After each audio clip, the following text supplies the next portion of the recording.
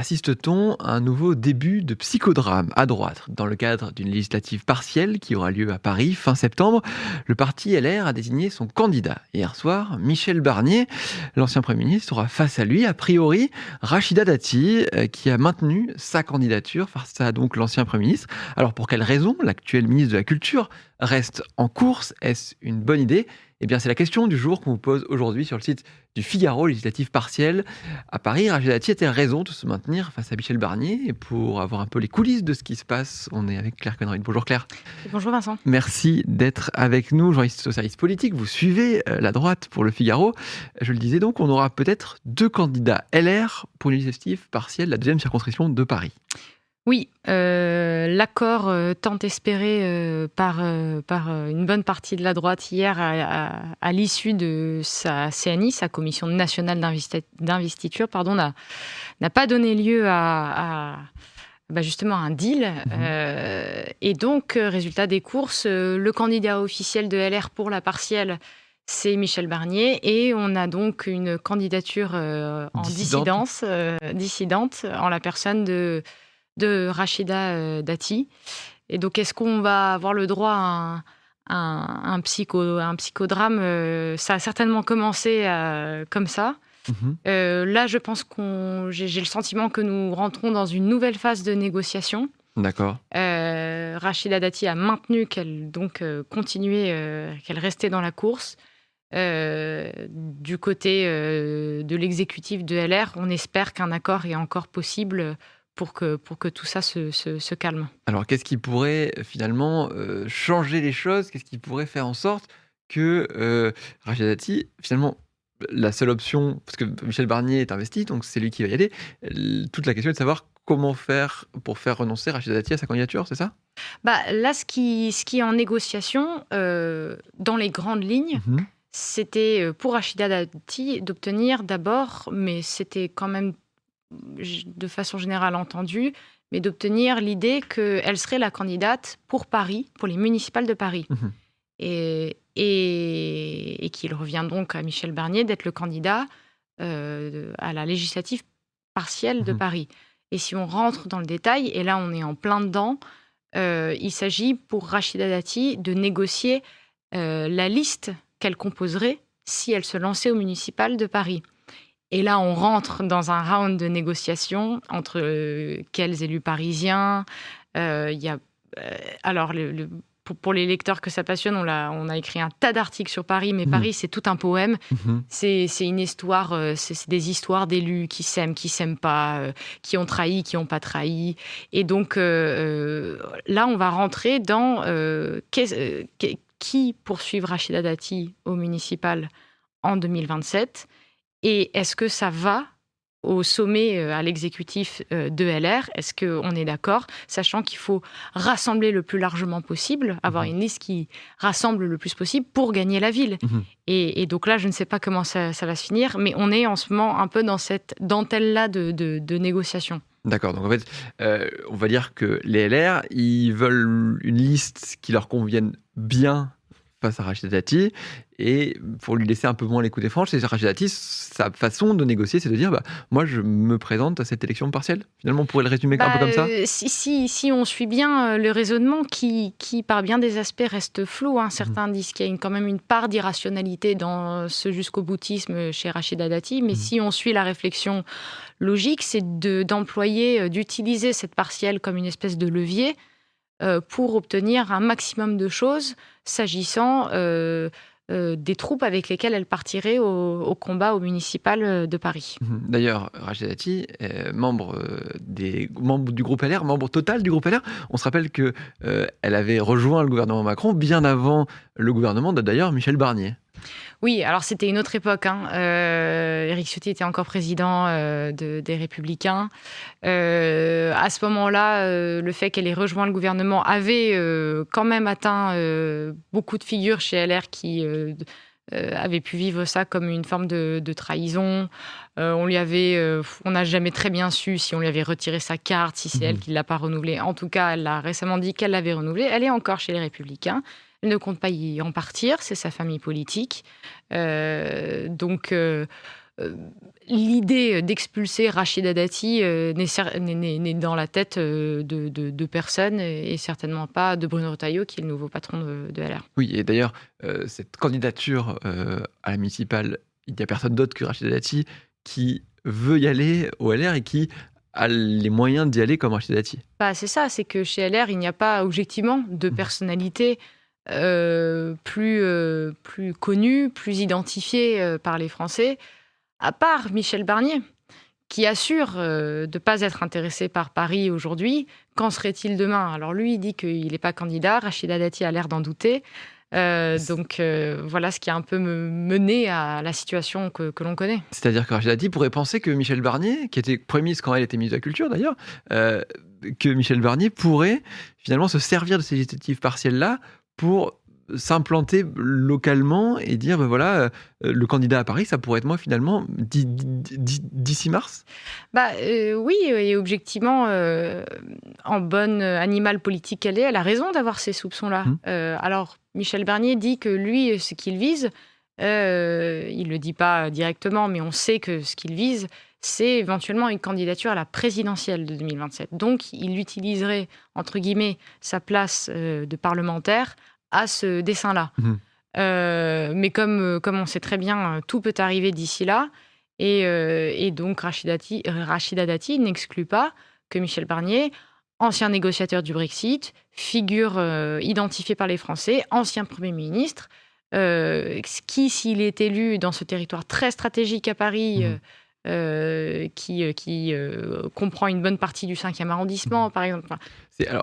Pour qu'on explique un peu où c'est, effectivement, c'est des arrondissements qui sont quand même assez à droite et qui sont... la circonscription est plutôt pas forcément perdable par la droite, on peut le dire comme ça normalement. En théorie. Mais si la droite part divisée, et ça serait le pire des scénarios, d'abord parce que la droite se dit on partirait divisé. Et la conclusion de ça, c'est que si cette division mène à une victoire de la gauche, c'est quand même très bof pour LR qui rabâche depuis des semaines que son objectif aux prochaines élections, quelles qu'elles soient, et notamment municipales, c'est d'empêcher la gauche au pouvoir. Donc là, si à cause d'une droite divisée, avec 2 personnes très identifiées chez LR, la gauche finit par récupérer cette circonscription, ça serait quand même regrettable et objectivement un très mauvais signal. Oui, Rachida Dati d'ailleurs qui parle d'un parachutage pour Barnier. Alors elle dit qu'elle n'a aucun problème avec lui, elle a travaillé avec lui, elle s'entend très bien, mais qu'il est instrumentalisé pour elle. Oui, alors les deux se connaissent bien et objectivement s'entendent bien. Ils ont fait une campagne des Européennes ensemble en 2009. Vraiment, il y a un respect mutuel. Historique. Ça, c'est pour le premier point. Quand elle dit qu'il est instrumentalisé, moi, ce que je comprends, c'est qu'il il serait instrumentalisé par le camp des retaillistes. Pourquoi ? Parce que chez les retaillistes, on se dit que pour X ou Y raison, la candidature de Rachida Dati pourrait, en tout cas, pas suspendue à l'issue de la procédure judiciaire dans laquelle elle rentre, mais en tout cas, ils ont une interrogation sur la manière dont ça affecterait sa candidature, même si l'issue de ce procès arriverait post-municipal, donc il aurait le temps d'être élu. Mais on se demande comment, entre-temps, ça affecte sa popularité. Et donc, certains se disent, Michel Barnier en plan B, d'accord. Ce n'est pas idiot. Oui, parce qu'il faut rappeler que Rachida Dati, elle est renvoyée devant la justice depuis le 22 juillet pour recel d'abus de pouvoir, d'abus de confiance, de corruption et de trafic d'influence, des charges qu'elle réfute, bien sûr, dans l'affaire Renault-Nissan. Et du coup, effectivement, les LR pourraient mettre un peu sur le devant de la scène Michel Barnier, au cas où, en novembre-décembre, on voit qu'avec Rachida Dati, ça ne prend pas à cause de son calendrier judiciaire. Disons que ça a été dans la tête une idée chez certains républicains. Je ne suis pas sûre que ce soit une position d'abord réfléchie sitôt par une grande majorité des personnes à droite, enfin des personnalités, des têtes pensantes LR. Mais en tout cas, ça a été une idée qui visiblement est remontée jusqu'aux oreilles de Rachida Dati, d'où la situation actuelle en partie. Et on imagine aussi qu'un Michel Barnier qui vise quand même 2027 avec un Bruno Retailleau qui vise lui aussi 2027, ça paraît étrange de favoriser un Michel Barnier aussi. Alors ça, c'est la grande interrogation notamment des wokésistes. C'est-à-dire que si on a un Michel Barnier au Parlement, à un moment où à l'Assemblée nationale, on va parler international, on va parler budget, c'est-à-dire ça va être des moments pour la droite de cranter des idées et voir des idées programmatiques.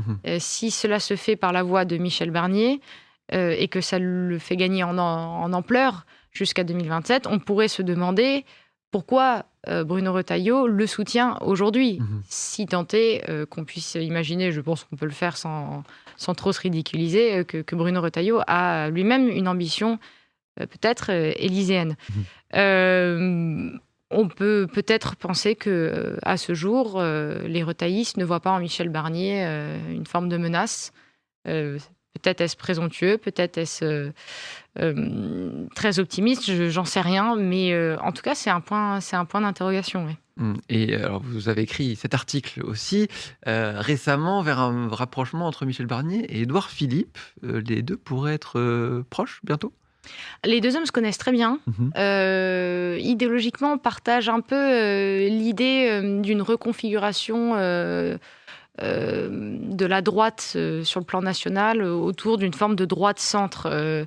Michel Barnier se considère comme ayant réussi à former un socle commun, rassemblant une partie des macronistes jusqu'au LR. C'est un peu l'idée d'Édouard Philippe pour 2027 aussi. Lui, il va jusqu'à la partie raisonnable du Parti socialiste. Je ne suis pas sûre que Michel Barnier serait contre. Donc, ils sont raccords idéologiquement et s'entendent vraiment bien. Ces deux anciens premiers ministres. Édouard Philippe l'a beaucoup appelé Barnier quand il est arrivé à Matignon. Donc, il y a ce lien-là. Et plus localement,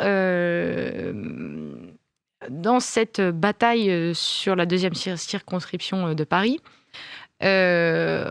il y a eu des rumeurs selon lesquelles la candidature de Rachida Dati aurait été soutenue en coulisses par Gabriel Attal. Gabriel Attal qui lui-même cherche à constituer une équipe pour 2027. Est-ce que le soutien potentiel circonstanciel et proche d'un Édouard Philippe à Michel Barnier est pensé en vue de 2027, où tout le monde va devoir se positionner autour d'un candidat? Peut-être, c'est ce qui est suggéré quand on parle aux uns et aux autres. Donc c'est pour ça que cette partielle, symboliquement, est vraiment intéressante. Et c'est toujours très, très scruté, on le sait, à 2 ans, alors un peu moins de 2 ans d'une élection présidentielle. Je vais vous montrer le résultat du sondage. Quand même, Rachida Dati a-t-elle raison de se maintenir face à Michel Barnier? Eh bien, une majorité d'internautes pensent que non. Ils pensent plutôt aller vers l'union. Est-ce que ça vous surprend? Ça ne me surprend pas dans la mesure où, je ne sais pas, ceux qui ont voté... Si la droite, on l'a beaucoup dit, mais la droite existe depuis qu'elle est en Macronie. La droite existe depuis qu'elle cherche à construire un socle commun autour de personnalités qu'elle considère raisonnables, qu'elles soient issues ou non des Républicains. Visiblement, pour l'instant, ça marche plutôt bien, typiquement pour un Bruno Retailleau, au point d'engendrer une forme de peur chez de potentiels concurrents en 2027. Donc non, ce résultat ne m'étonne pas. Est-ce que ça va tenir sur le long terme? Je ne sais pas. Eh bien, on suivra ça. On suivra le déroulé des négociations dans vos papiers. Merci Claire, en tout cas, d'avoir été avec nous aujourd'hui. Merci à vous du Figaro d'avoir été nombreux à nous suivre et continuez de nous suivre sur le site du Figaro. Bonne journée.